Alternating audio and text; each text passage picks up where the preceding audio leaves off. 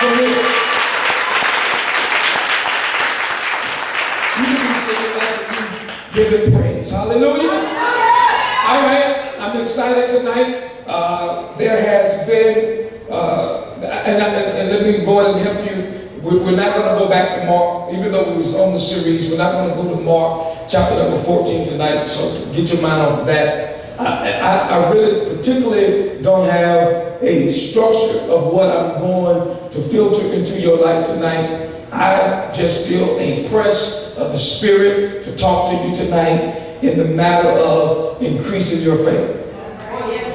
That's why I feel a strong impulse of the Spirit in the matters of increasing your faith. That is strategically important to me as I'm undergoing the attack of the enemy as it relates to the faith walk that we agreed to walk into as it relates to the manifestation of property. Hallelujah. And so I want to talk to us tonight by faith so that we can continue to trust him at the level that he requires manifestation in. Past Sunday I had to preach at the Church of Prosperity, and one of the subject matter was let God, and for you, let Yahweh see your faith. That was my subject matter. And I spent about 35 minutes talking to them from the perspective of allowing Yahweh to take a glimpse of their ability to stand in faith for whatever they needed in their life now. Are y'all hearing me? And one of the things that I've been talking to you about for quite some time is the understanding of the activation of your faith so that you can mobilize heaven to move in the midst of what you need him to move in and bring supernatural manifestations in your life.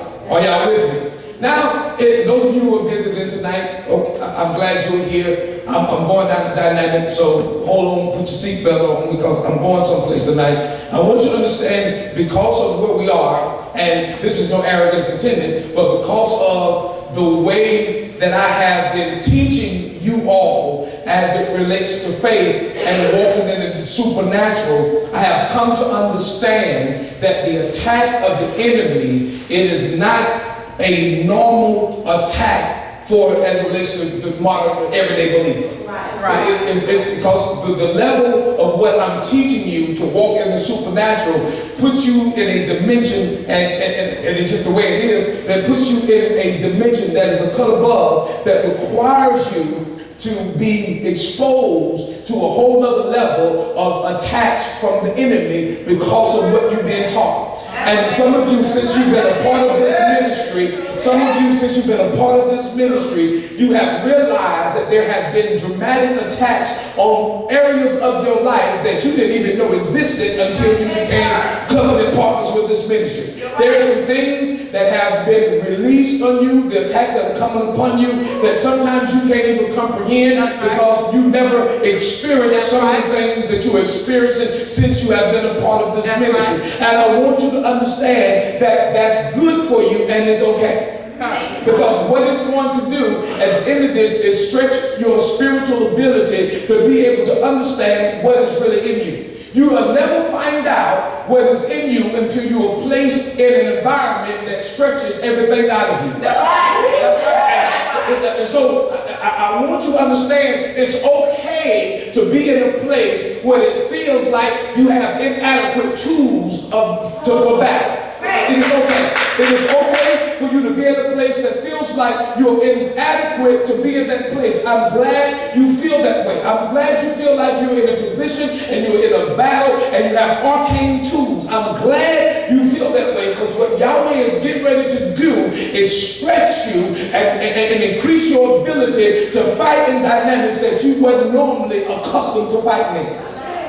So tell somebody, say, I'm getting ready to grow up.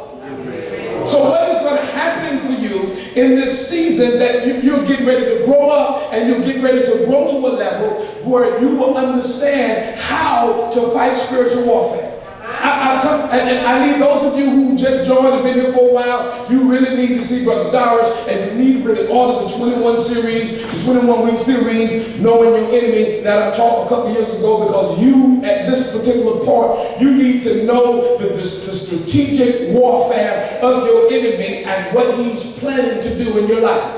You need to know. And I didn't even finish the series. I came to a place, 21 weeks, I came to a halt, because what that's going to end up being is a major volume set commentary that I'm going to use, that I'm going to write. But I had to stop at 21 weeks. That's what the Spirit haunted me, and I'm going to get back in it after I do my focus on the family series. But I want you to understand something, that you're in a place now because of what you're being taught. The enemy is waging war with the seed that has been planted in your life. Yeah, it has. Now, you go back to Mark 4 and you understand how he sent out the sower and sow the seeds. There were several different ways that the seed fell. It fell by the wayside, it fell on stony ground, it fell in with thorns, and then of course it fell on good ground, and on the good ground it sprouted up a 100-fold. But the word fell in 4 different places, and if you look at the manifestation of how the word fell, it indicated how the manifestation of the word proceeded after the seed was sown.